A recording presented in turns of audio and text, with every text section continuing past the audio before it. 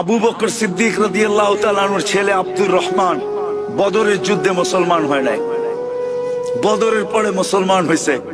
তো বাপ বেটা বৈশা গল্প করতেছে, কয় আব্বা বহুতবার বদরের দিন তুমি আমি তলোয়ারের নিচে চলে আসছিলাম, কিন্তু আমার ভিতর থেকে বারবার আওয়াজ আসতেছিল, আব্দুর রহমান বাপের উপরে তরবারি উঠাবি তো উঠাবি কি করে?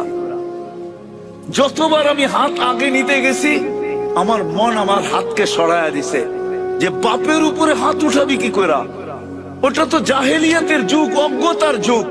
বাংলাদেশে এই পর্যন্ত কয়েকজন মা বাবা সন্তানের হাতে জান দিছে বলেন?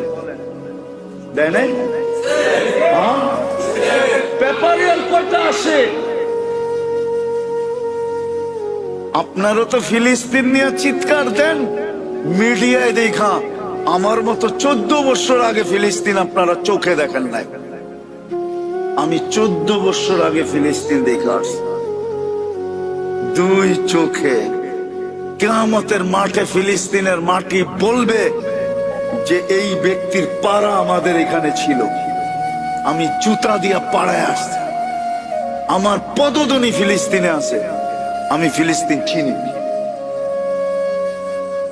আপনি তো আজকে চিৎকার দিতেছেন, আমি তো মিডিয়ায় না চোখে দেখা যে ফিলিস্তিন জিনিসটা কি। দুনিয়ার সবচেয়ে বেশি আবাবিলের বসবাস ফিলিস্তিনে, শামে শামে শাম।